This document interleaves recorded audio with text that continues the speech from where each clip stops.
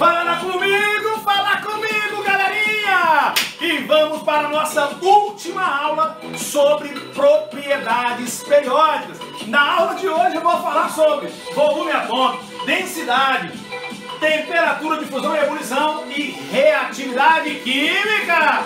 Mas antes disso, dê o seu like, comente e compartilhe.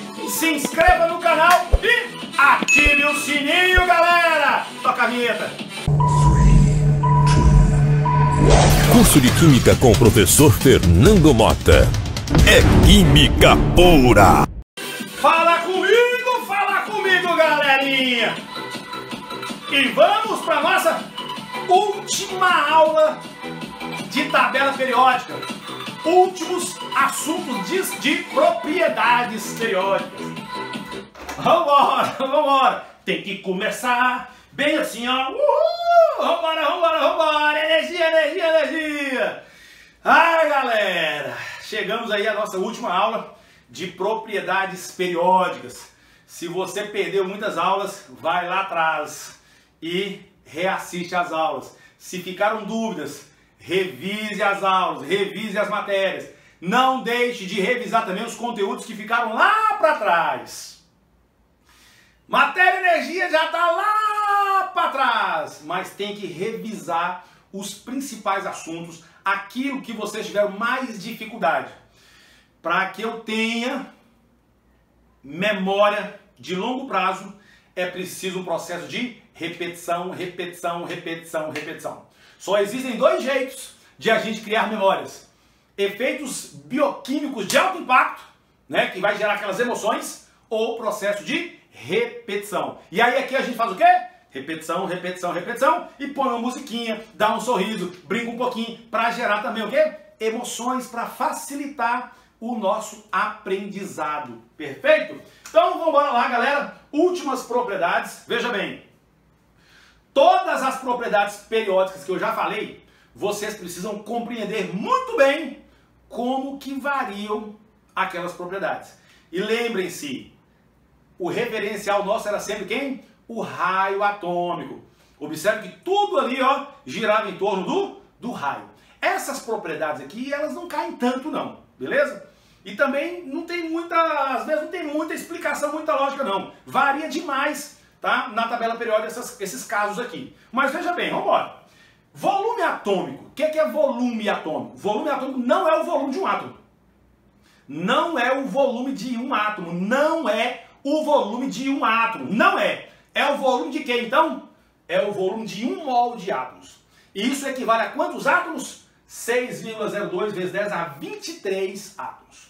Tá? Agora, o volume disso aí tudo no estado sólido, tá? No estado sólido, vai depender do tamanho do átomo e vai depender como que esses átomos se reorganizam no seu estado sólido. A sua estrutura cristalina, como que esses átomos se organizam, se ordenam ali no estado sólido. Então, 1 mol de átomos no estado sólido, eu vou ter o que a gente chama de volume atômico, perfeito? E aí, simplesmente o seguinte, meu querido, o volume, ele vai crescer para as extremidades e para baixo, tá? O volume, tá? Isso aqui é experimentalmente, tá bom? Então, o volume, ele vai aumentar do centro para as extremidades e para baixo. Essa é a variação do volume, tá bom? Beleza. Uma dica que eu posso dar para vocês aqui é o seguinte: do lado de cá tem gás.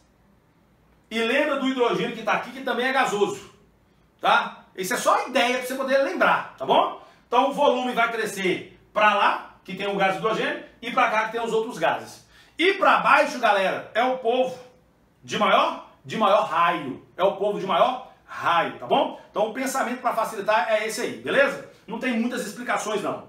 Agora, densidade, galera, densidade. Nós já vimos que densidade é a relação da massa da substância pelo seu volume. E nesse caso aqui, a densidade, ela é a 25 graus Celsius. Os materiais mais densos da tabela, elas se encontram no centro da tabela e embaixo, tá bom? Os materiais mais densos se encontram onde? No centro da tabela e embaixo. Perfeito? Agora pensa aqui comigo. Se para o centro eu tenho os mais densos, se o centro eu tenho os mais densos, quer dizer que para lá eu tenho os menos densos. E os menos densos são os de maior volume. É uma outra associação que você pode fazer aqui, beleza? Então, ó, os mais densos tá para o centro da tabela. Então, para a extremidade são os menos densos. Os menos densos são os de maior volume. Os de maior volume, perfeito? Então, densidade vai aumentar para o centro e para baixo.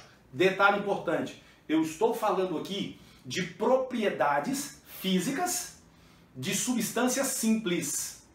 É do oxigênio, O2, tá? É do sódio, metálico, tá bom? É do cloro, Cl2, cloro gasoso. Eu estou falando de substâncias simples da tabela periódica. Temperatura de fusão e ebulição. Nós já vimos também. O que é a temperatura de fusão? É a temperatura ao qual o quê? O material sai do estado sólido para o estado líquido. Temperatura de ebulição vai sair do estado líquido para o estado gasoso. Tá bem? Tá bem? Tá bem? Tá bem? E aqui tem uma viagem que é o seguinte.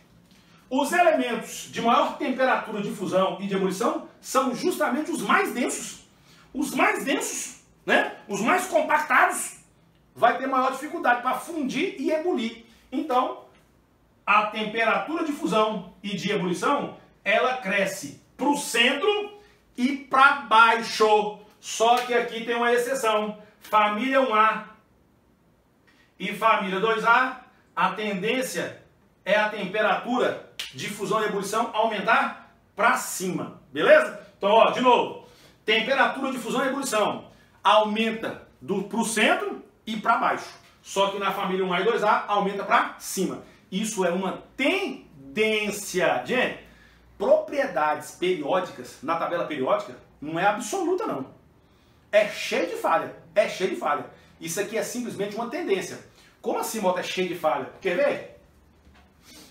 Nem sempre. Por exemplo, a temperatura de fusão e ebulição aumenta para cima. Pode acontecer de você ter um elemento aqui, ó, com uma temperatura de ebulição ou fusão maior que a daqui está logo acima. Pode acontecer. Pode acontecer. Olha que doideira, por exemplo. Quer ver? Vamos falar da reatividade primeiro?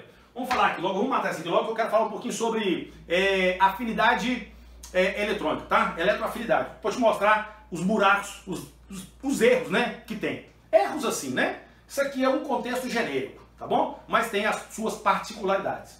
Reatividade química é a capacidade que o elemento tem de reagir. Quais elementos que estão mais doidos, mais tarados para reagir? Aqueles que estão mais afins de dar elétrons e aqueles que estão mais afins de receber elétrons. Então, ó, vai ser mais reativo, vai ter maior facilidade para reagir os elementos que estão mais afins de dar elétrons e os que estão mais afins de receber elétrons. Você lembra lá de eletronegatividade e eletropositividade? Então, ó, nesse caso então, ó, quem vai ser mais reativo? O povo que está mais para a direita e para cima, com exceção de quem? Dos gases nobres, é claro, né? Então, quem está mais para a direita e mais para cima são os mais eletronegativos. São aqueles que estão doidos para o quê? Puxar elétrons. E quem está mais para a esquerda e para onde? E para baixo, que são os mais eletropositivos. Então, em termos de reatividade química, quem é que são os mais reativos? Quem está mais para a direita e para cima, ou seja, os mais eletronegativos, e quem está mais para a esquerda e para baixo, os mais eletropositivos, beleza? Ok. Agora, olha só isso aqui, ó. Olha só esse comentário meu aqui, ó. Vê? Se você pegar a tabela periódica, em termos de eletroafinidade, né? Ou afinidade por elétrons, afinidade eletrônica, como que a gente viu que esse negócio aumenta na tabela? Aumenta como? Aumenta para a direita e para cima, com exceção dos gases nobres. Então, qual seria o elemento mais eletronegativo? Ou qual seria o elemento de maior afinidade eletrônica? Qual que seria? O flúor, não é verdade? Quais são os elementos da família 7A? Porque depois da 7A é a 8A, que são os gases nobres. Gases nobres não têm afinidade por elétron. mas seria o quê? Os elementos da 7A. Fui, claro, briguei e atirei. Tá aí os elementos da família 7A. Como é que é? Fui, claro, briguei e atirei. Flúor, cloro, brom, iodo e o astato. Se a afinidade eletrônica cresce para a direita e para cima, o flúor seria o cara de maior afinidade eletrônica, mas não é. É o cloro. A afinidade eletrônica do cloro é maior que a do flúor. Por quê, Motinha? Por questões de espaço. O raio do flúor é muito menor que o raio do cloro. E aí o que acontece? Para um elétron entrar aqui no flúor, ele tem dificuldade. Acontece aqui o que a gente chama de efeito estérico, um efeito espacial. Haverá uma dificuldade da entrada desse elétron por falta de espaço. Aqui já é mais fácil o elétron entrar. Então olha que doideira.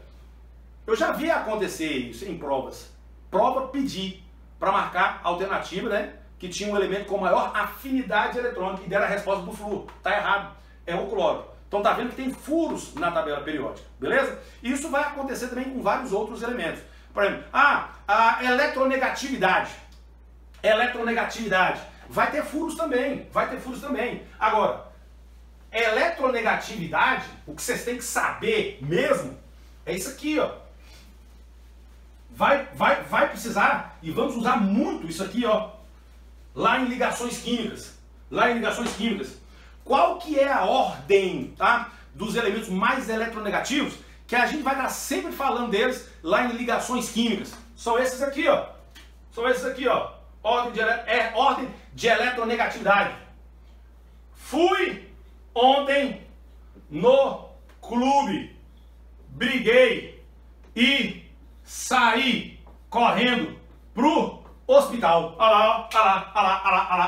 Fui ontem no clube, briguei e saí correndo pro hospital. Então, esses são os elementos mais eletronegativos aí, em ordem do mais eletronegativo pro menos. E a gente vai estar sempre utilizando aqui essa sequenciazinha, tá bom? Então, qual que é a ordem?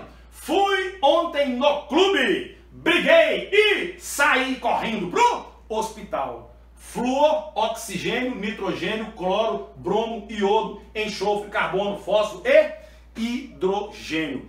Pode acontecer de ter alguma outra exceção? Pode acontecer. Mas esses esqueminhas aqui que a gente vai utilizar vai facilitar a vida nossa. Beleza? Então, galera, som na caixa, terminamos o conteúdo de tabela periódica. E agora o próximo conteúdo, Motinha?